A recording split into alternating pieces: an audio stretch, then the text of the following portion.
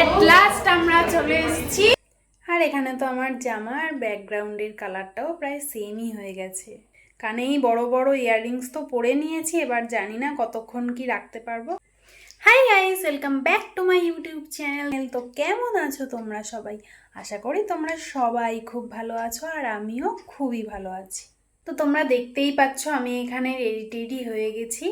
তো আজকে একটু বেরোবার প্ল্যান হয়েছে। আজকে আমি আর আমার একটা ফ্রেন্ড যাচ্ছি ভূতের রাজা দিল বরে। ভূতের রাজা দিল বরে এর আগে আমি কখনো যাইনি, তো এই হবে আমার ফার্স্ট যাওয়া। কাল রাতে আমাদের হঠাৎই প্ল্যান হলো যে আজকে যাওয়া হবে, তো এই জন্যই সকালবেলা রেডি হয়ে নিয়েছি। আর এছাড়াও জানো তো ভূতের রাজা দিল বরে মানে আজ তো 10 তারিখ, আর কাল ছিল 9 তারিখ। 9 তারিখ আর 10 তারিখ একটা অফার চলছে।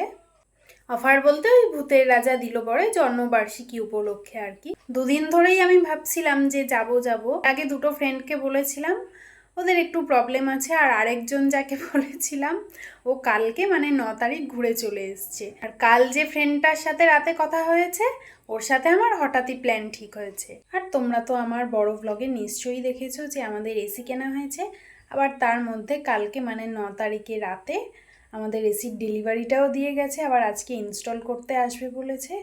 তো দেখা যাক কি হয় না হয়। আজ আমি চলে আসার পর এসি ইনস্টল করতে এলে খুবই ভালো হয়। আর হ্যাঁ, চলো তোমাদের এসিটাও একবার দেখিয়ে নিই। তো এই হলো গিয়ে আমাদের এসি। ওনারা কাল বৃষ্টির মধ্যে রাত্রিবেলায় এসে 9:30টার সময় দিয়ে গেছে। আচ্ছা, তোমরা কখনো বর্ষাকালে এসি আসছে শুনেছো?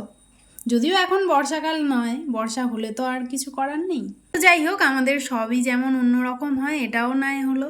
আর মা ওদিকে পুজো দিচ্ছে। চলো গপুকেও তোমাদের সাথে একবার শেয়ার করি। এই যে গপু বসে আছে। গবলু, গপু অলরেডি লেট হয়েই গেছে, এরপরে দেরি করলে আর কি হবে না হবে জানি না। তো চলো এবার যাওয়া যাক। ব্লগটা আমার সাথে দেখতে থাকো, আশা করি তোমাদের সকলেরই ভালো লাগবে।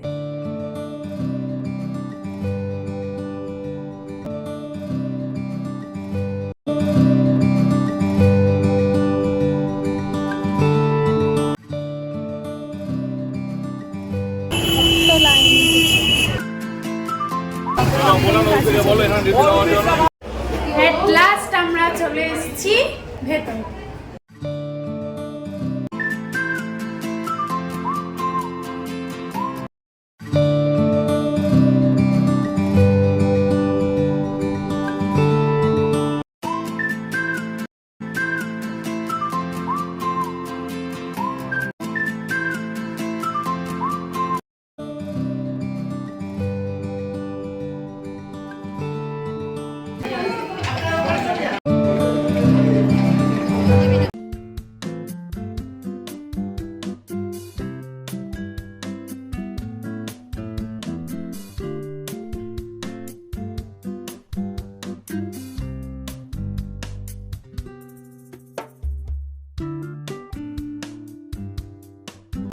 আমরা খেতেও বসে পড়েছি।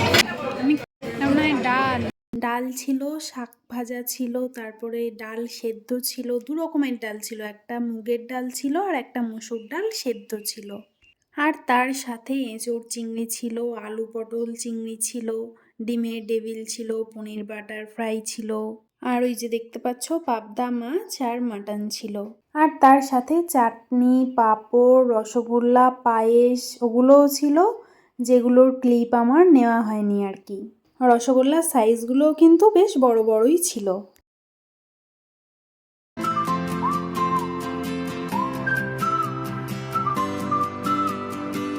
নমস্কার, অনেকদিন বাদে আজকে আমি আমার ব্লগটা স্টার্ট করছি। মানে এতক্ষণ যে তোমরা ভিডিওটা দেখছিলে তার অনেকদিন পর মানে ওই 3-4 দিন বাদে আর কি। আর তোমরা এটা দেখবে আরো কয়েকদিন বাদে। এখন 9-10 তারিখও চলে গেছে, অক্ষয় তৃতীয়াও মিটে গেছে। তো সকলকে জানাই অক্ষয় তৃতীয়ার প্রীতি ও শুভেচ্ছা। সবাই অনেক অনেক ভালো থাকো আর সুস্থ থাকো। এগেইন কথায় আসি যে ভূতের রাজা দিল বরে গেছিলাম, তোমরা তো সবাই দেখতে পেয়েছো সেখানকার খাবার কেমন লেগেছে না লেগেছে, তো সেটাই তোমাদের সাথে শেয়ার করা হয়নি। একদম পুরো বাড়ির মায়ের হাতের রান্নার মতন লাগছিল খেতে। ওখানে আইটেমে ভাত, ডাল, তারপর অনেক রকমের ভাজাও ছিল, তারপর শুক্তো মাছ ছিল, পাবদা মাছ ছিল, খাসি মাংস মানে মাটন ছিল, আরও অনেক রকমের আইটেম ছিল যেগুলো আমি খাওয়া শেষ করতেই পারিনি। তো যাই হোক, দেখো সবার টেস্ট তো আর একরকম হয় না, আর সবার পছন্দও একরকম হয় না। আমার ভালো লেগেছে খেয়ে, এবার তোমাদের অনেকের ভালো লাগতেও পারে আবার নাও লাগতে পারে।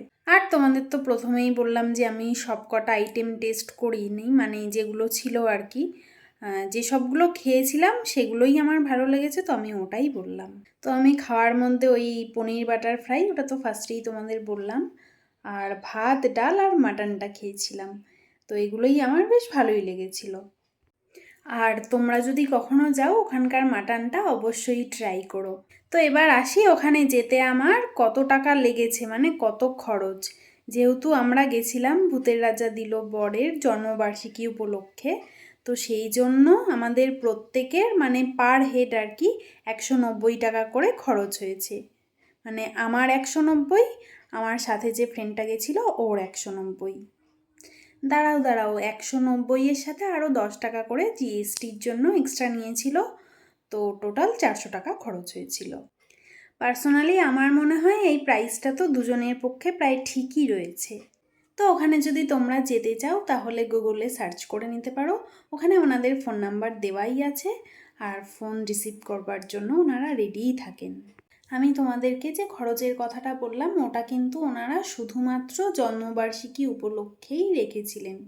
আর তোমরা যখন যাবে তোমরা একবার কল করে যেও, কারণ ওখানে আপস অ্যান্ড ডাউনস হতেই থাকে, সবসময় ওখানে খাবারের দাম ওঠানামা করতেই থাকে। আর ওখানে গিয়ে তো আমার মন ভরে গেছে। ওখানে যে ডেকোরেশনের কথা আমি বলছি, আমার তো অপূর্ব অপূর্ব সুন্দর লেগেছে, অসাধারণ একেবারে, তোমার চোখ জুড়িয়ে যাবে ওখানে গেলে একদম। দেখো ধাবায় তো আমরা প্রায় সবসময় গিয়েই থাকি, তো সমস্ত কিছুর এক্সপিরিয়েন্স করে রাখা ভালো না? আর আমি যেই নাম্বারে কন্ট্যাক্ট করে গেছিলাম আর কি, সেই কন্ট্যাক্ট নাম্বারটাও তোমাদেরকে দিয়ে দেবো, তোমরা যদি চাও তো ওই কন্ট্যাক্ট নাম্বারে কল করেও যেতে পারো। আর এছাড়া তোমরা গুগল খুললেই 1001টা ফোন নাম্বার পেয়ে যাবে, ওগুলোতেও কল করে যেতে পারো। যদি যাও তো গিয়ে অবশ্যই জানিও কেমন লাগলো না লাগলো। আর তোমাদের তো ভ্লগের একদম শুরুতে বলেছিলাম যে আমাদের আজ এসি ইনস্টল করবার কথা, তো সেই দিন আসেনি, মানে আমরাই আসতে বারণ করেছিলাম। তো আজ হলো গিয়ে সোমবার, আজ ওনারা এসে এসি ইনস্টল করে দিয়ে গেল।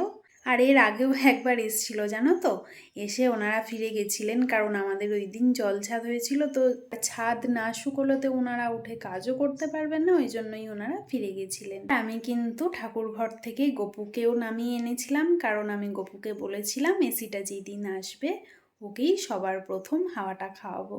দাঁড়াও তোমাদের ব্যাক ক্যামেরা করে দেখাচ্ছি। গপু এখানে বসে বসে দেখছে আর হাওয়া খাচ্ছে, আর তার সাথে মিস্ত্রি কেমন কি এসি লাগালো, ভুলভাল করছে কি না, গপু এখানে বসে বসে দেখছে।